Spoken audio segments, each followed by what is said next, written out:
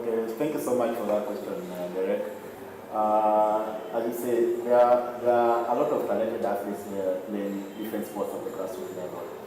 And their major challenge is the financial part of their growing their talent.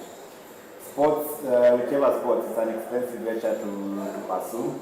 You need money for your sports equipment, money for travel for games. When you get sports injuries, you need money to cover your medical costs. Now, these expenses are what actually make sports careers, not only in Kenya but in Africa, short, because they cannot access proper funding to be able to cover these costs. Now, looking at how can we be able to mitigate these challenges, that gave birth, in my experience working at the grassroots and experiencing these challenges, it gave birth to Tajriba Africa. Now, Tajriba Africa was born out of the Ubuntu culture in Africa, or Harambee spirits. I am because you are, all pulling together.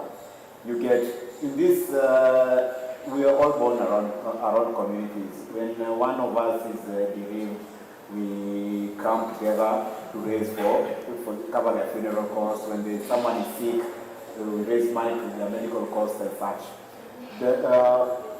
For that, as Tajriba, we were like, why can't we use the same concept for our communities to fundraise for these young athletes, this community sports team, to raise funds to cover their expenses for their sporting activities. That's how we look at how can we be able to grow sports at the community level. All right, thank you very much for that, Leon. So, as I understand that, Roy, that's the why. Yeah. Now for how. So, I think Leon identifies a need. You identify the audience from your experience with major brands. Okay. What is the most powerful, let me call it psychological lever? So, is it storytelling? Is it data? Is it a sense of community that will convince someone to open their wallet and fund basically a stranger's sports dream? All right, thank you, Derek, for this opportunity. So the major breakthrough that Tajriba Africa can do in terms of marketing is basically storytelling and testimonials. So because the psychological aspect of marketing is when someone is able to relate with the story or an experience that someone has been through, that is the easiest way for someone to get on the awareness and contribute to help and even to make an impact to this athlete or to this team that need the funding. That is basically storytelling and testimonials should be the best psychological marketing strategy. Okay, thank you for that. So, gentlemen, let me ask you, can you give me an example of an athlete or even a small club that you've worked with that has a really interesting or compelling story but doesn't know how to tell it? And how would you turn that into a marketable crowdfunding campaign? Okay. So any of you gentlemen can answer that question. Yeah, okay. Go ahead. If I may begin, I'll just actually come back to a simple story that I watched here at the Kenya International Sports Film Festival during yesterday's session. This sports movie called The Winning Goal of the Makueni ladies football team. It was really moving, yeah, seeing how the ladies are determined to play football in their dusty grounds, and you get their main challenge is getting the football equipment, transport costs, training costs for them able to play soccer. And from that, they mentioned that they managed to meet this cost from the community around them. They raise money for transport to go for games from the community around them. But you get in their current setup, the funds they can only access is for the people in Makueni. But now you get Tajriba gives them access to funders from Mombasa here, Nairobi, outside the country, maybe London, Manchester, or wherever. So we are living in a globalized world, and the traditional Ubuntu culture only limited you to your local community. But Tajriba enables your arm to reach out to a wider funding portal where you can get funding from across the world. So that's an example of a team that will be able to help. Okay. Yeah. So I think for me, the sports landscape in Kenya, let's just say football dominates, okay? So how do you cut through the noise and maybe make a campaign for a less mainstream sport? I don't know, hockey, cricket, volleyball, maybe even rugby? Well, yeah. I believe we should give every sport an equal opportunity, because if we focus more on football, as you're saying, that it is the most popular sports in Kenya, what about this talented person in hockey? What about this talented person in rugby? Because I believe that investments should be done, or rather cut across all levels and all types of sports. We should not be biased because football is the major sport in Kenya. We should focus on football. No. The other competition that we can still bring them up to other tournaments or international tournaments as well. So the best thing that we can do is probably try and market also these small teams and also these other sports that people are not even venturing or rather investing into. Yeah. And allow me to add on to that, Derek. Now, you get, right now, at the moment in Kenya, there are over 40 different sports disciplines being played in Kenya. And you get, in each sports discipline, it has its own group of followers or sports fans. Yeah. And looking at social media, there are over, in Kenya, there are over 2 million people following different sports disciplines in different social media platforms. Now, yes, football is a popular sport, but also hockey, swimming, rowing, whichever, athletics has its own following. So Tajriba offers a platform for you. You're following as this particular sport. You're following to support you as an individual sport. So Tajriba covers all the sports being played in the country, but we bank on your followers in boxing, in karate, in taekwondo to support your particular sports. So your funds will be your network to help you raise funds for your activities. Yeah. Thank you. I really appreciate seeing things from that perspective. Thank you for those answers, gentlemen. Now, let me switch gears a little bit. How do you build, and shall I say crucially maintain, trust?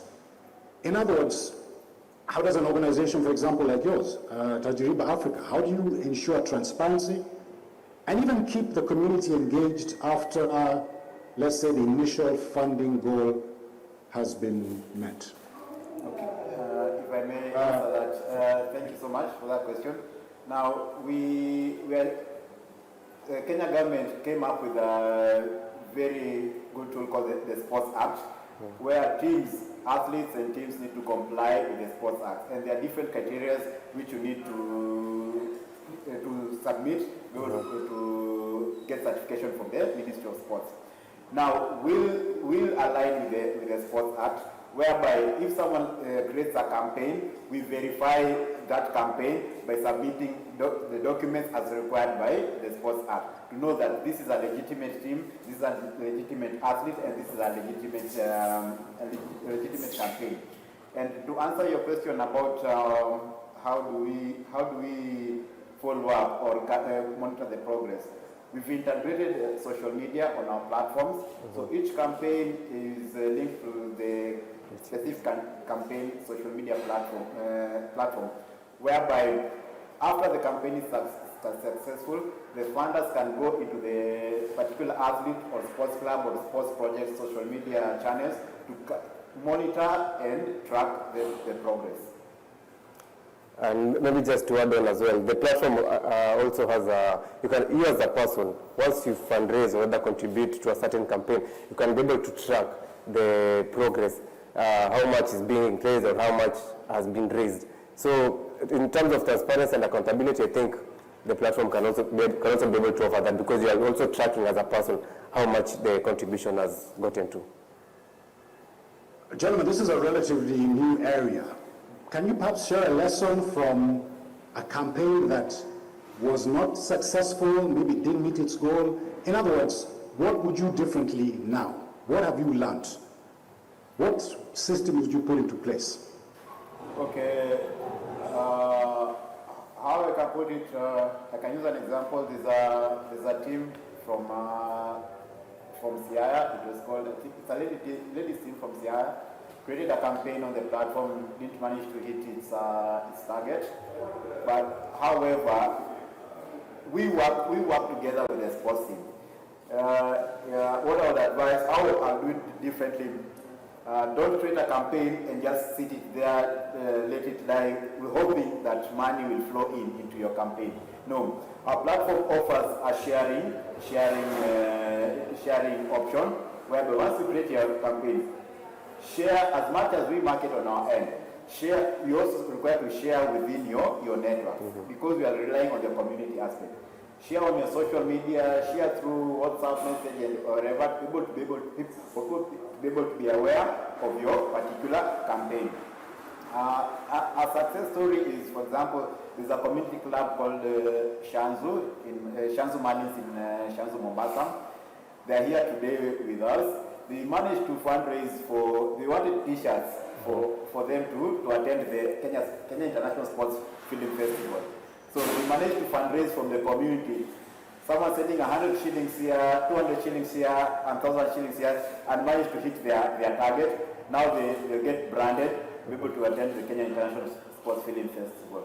So it's create and share with your community. Okay, thank you for that. Now, we're in the 21st century, 2025. Gender inclusion is a big thing for our female athletes. How can crowdfunding be specifically leveraged to support and market female athletes in our region?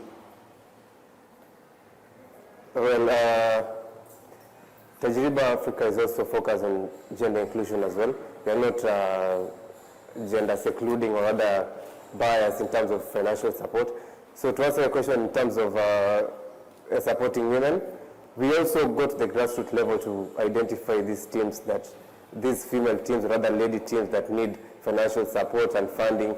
Leave alone just funding, we also do mentorship and also trying to engage other female athletes and sports stakeholders who have their main focus is also supporting the ladies as well.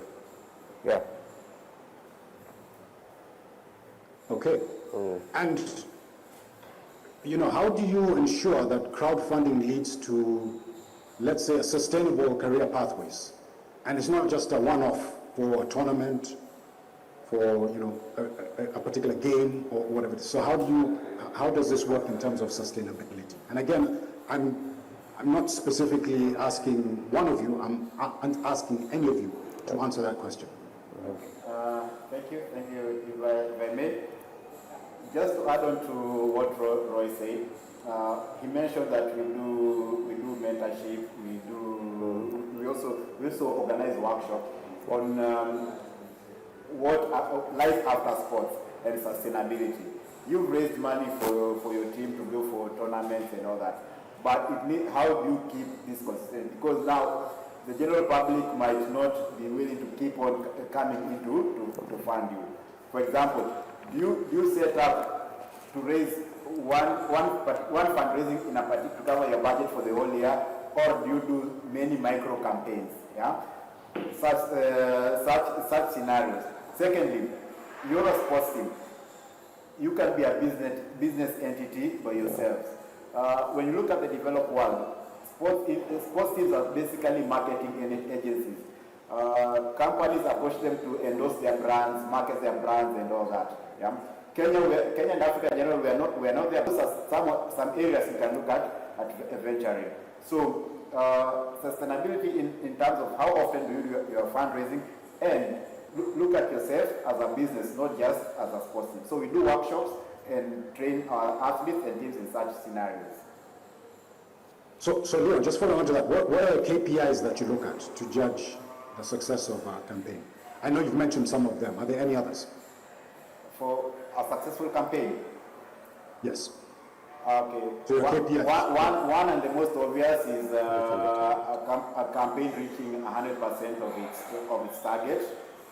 Two is looking the reach. How many people, by creating your campaign, how many people have engaged with your campaign? Even not necessarily funding.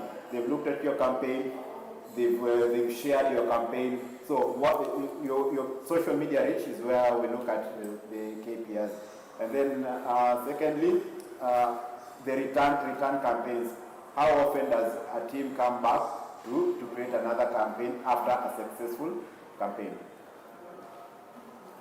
Sorry, and so social media is... Sorry, and the last one, and also for the funders, how often does a particular funder, for example, me, how often do I go back to fund a particular campaign or other campaigns after funding one?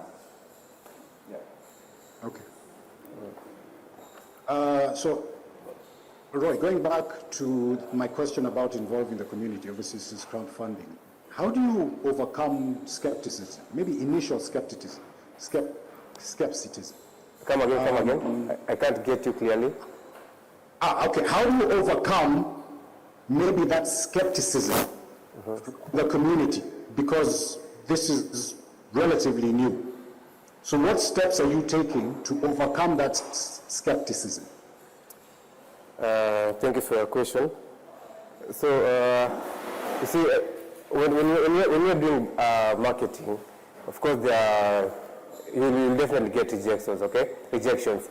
So at some point, we try as much as we can to educate this certain community of the benefits of the Tajriba Africa crowdfunding platform and what they should be expecting and not to over-expect. So in terms of dealing with skepticism, honestly, it is beyond our control, but we'll do as much as we can to educate the people of the current digitization, instead of just having that physical fundraising whereby you write letters calling people come today to, let's say, Mombasa, you're having a fundraising.